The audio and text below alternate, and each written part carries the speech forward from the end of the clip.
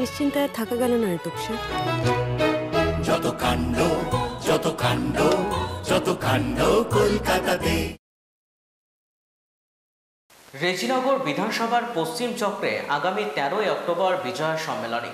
মঙ্গলবার বিকেলে তারই প্রস্তুতি সভা শক্তিপুর কুমার মহিম চন্দ্র হাই স্কুলে। মূলত 26শে দলকে মজবুত ও শক্তিশালী করতে এবং মানুষের সাথে জনসংযোগ বাড়াতে তৃণমূলের এই উদ্যোগ।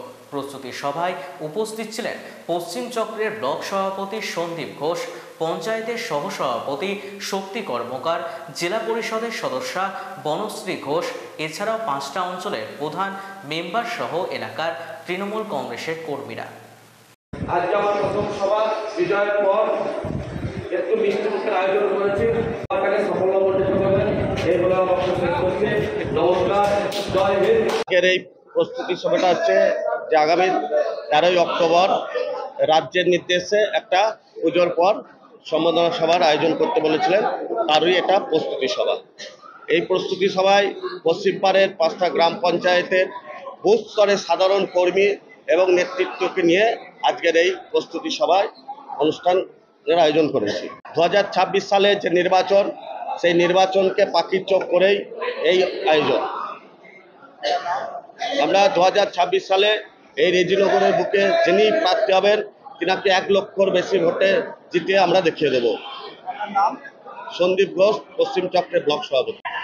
দীর্ঘদিন ধরে যারা তৃণমূল দলটা করে তাদেরকে কোনো সময় এখানে ডেকে মিটিং মিছিল করা হয় না, কারণ এই যে নবনির্বাচিত ব্লক সভাপতি হয়েছে সন্দীপ ঘোষ মহাশয়, এনার একটা পরিকাঠামো দেখলাম যে পারে 5টা অঞ্চলের প্রত্যেকটা অঞ্চলের বুথ স্তরের লোকের সঙ্গে সরাসরি একটা ডাইরেক্ট যোগাযোগ এবং ছোট বড় মেজু যারা পুরনো কর্মী নতুন কর্মী সকলকেই নিয়ে একটা আলোচনা করে পরিকাঠামো তৈরি করেছে।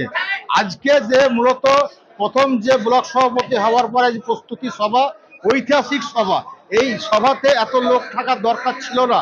মুসলিমীয় কয়েকটা নেতৃত্ব থেকে আগামী 13 তারিখে যে আমাদের সভাটা হবে সেই সভার আলোচনাটা করার জন্য এখানে আমাদের ডাকা হয়েছিল 5টা অঞ্চল থেকে, বড় জোর 40 থেকে 50টা লোক।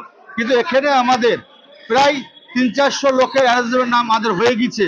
আমরা ভেবে পাচ্ছি না সন্দীপ ঘোষের যে ঐতিহ্য একটা প্রত্যেকটা মানুষের সঙ্গে যোগাযোগ রাখে, সেটা এলাকার মানুষ প্রমাণ করে দিয়েছে। আগামী দিন কি সফলতা লাভ হবে? 100%। এখানে সন্দীপ ঘোষ হওয়া মানে সফলতা লাভ হবে। এখানে ভোটের প্রভাব পড়বে, এখানে ভোট পরিসংখ্যান বাড়বে। এখানে 5টা অঞ্চলে বিজেপিটা একদম শেষ হয়ে যাবে, বিজেপি থাকবে না এখানে, টোটালটাই তৃণমূল থাকবে এখানে। এটা সন্দীপ ঘোষের নেতৃত্বে হবে। নিশ্চিন্তায় থাকা গেল না ঋতুক স্যার। যত কাণ্ড যত কাণ্ড যত কাণ্ড কলকাতাতে।